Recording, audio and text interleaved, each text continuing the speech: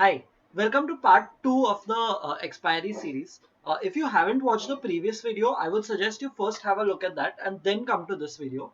In the previous video, we built one strategy which was basically a short strangle, and we shorted two instruments at 5 rupees, one call and one put, and then we had an adjustment on the same.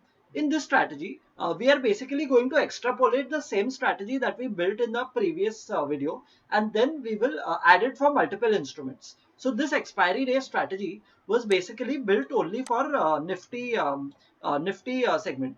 Now let's see how we can convert the same strategy but onto segments for all the expiries. So we know that we are currently in a regime where every day is an expiry day. So Monday would be Midcap and Bankex expiry. Tuesday would be Finnifty. Wednesday would be Banknifty. Thursday Nifty, and Friday Sensex. So because we have so many different expiries in the week, let's run this strategy every day, but on the different instruments. So if we build 5 different strategies for it, that would become a fairly slow process, and it would be difficult to archive, pause and unpause the relevant strategy every day as per that particular expiry day. Instead, what we will do is we will make multiple sets.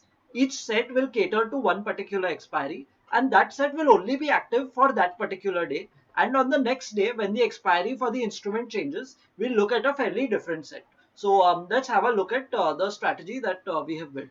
So in this strategy, you will be able to see that the start of the strategy is exactly like the strategy we built in the last video. We are basically using Nifty 50 as our instrument, and we are taking trades. So if today is a Nifty 50 expiry, we'll take the 5 rupee call and put instrument that we will trade in. And after that, we have two different repair ones. My first repair ones will basically look for 100% stop loss. If there's 100% stop loss, in that case, it will exit from that instrument. Why are we looking at the 100% stop loss is something that I have explained in the last video. Um, Similarly, I have one more repair ones which basically looks for the put stop loss. And I have one exit condition. Now, why is this exit 0? I will explain you towards the end of the video. Now, I have my set 2. Set 2 is basically for Bank Nifty. So this checks for the condition if today is equal to the current week expiry of the Bank Nifty instrument. So if this happens and the time is more than 3 o'clock, which means it's basically a Wednesday, in that case, I'm taking a trade for my Bank Nifty. Now again out here, I've used the same logic. So I'm taking the price as 5 rupees, but given that the value of Bank Nifty is different, Bank Nifty is at around 45,000. So given the value of Bank Nifty is different, you might want to consider looking at a different number point, because 5 rupees on Nifty would be very different in terms of out of the money as compared to 5 rupees in Bank Nifty. So you can take the parity of these two instruments and then select the relevant number that you would want to short your premium at on the expiry day. Again, after that, my repairs are straightforward. I have a repair of 100% stop loss. Only difference out here is, and a very important one out here is, that we are basically looking at set number 2. So every set you will have to catch the correct number. So since this is a set 2, you have to use the set number 2 as the number out here. If you use 1, then it will cause a problem for you and the strategy will not work as per the intended logic. Um, After that, I will have my position to square off the same. Again, the same thing happens for my repair ones instrument as well, for my second repair ones as well, where I'm squaring off the put.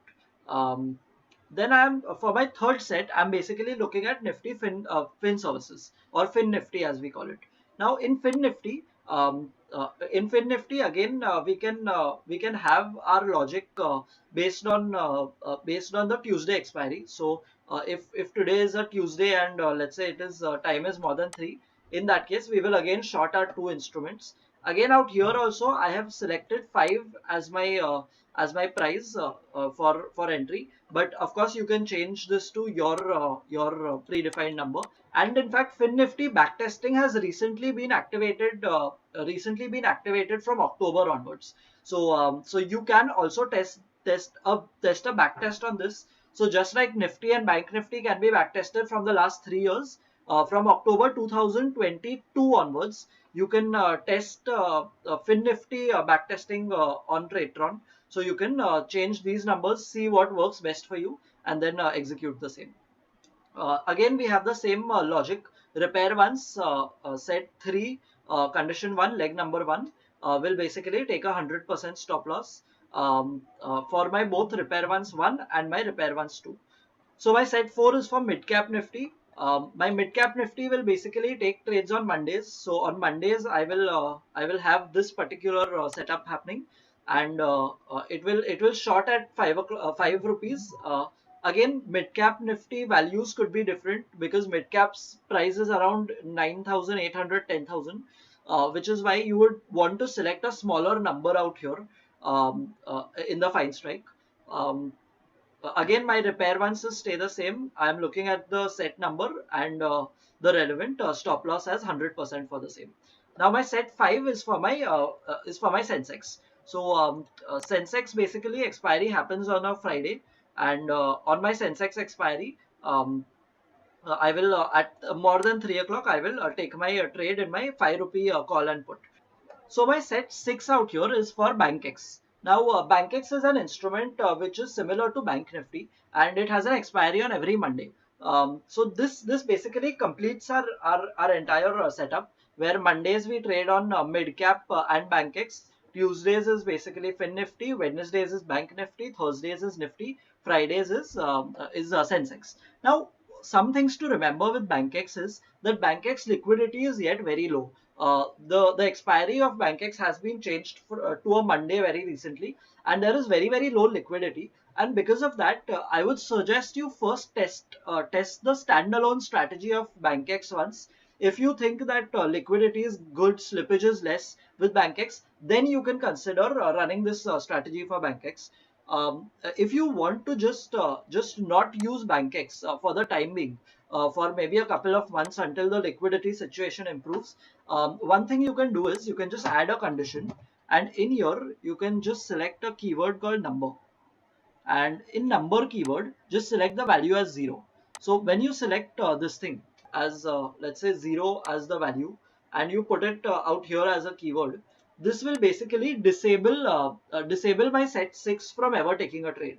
So it would never be possible that my Bankex takes a trade if I have this number 0 out here added. So this number 0 could basically stop your only set 6, and the rest 5 sets will keep continuing trading properly.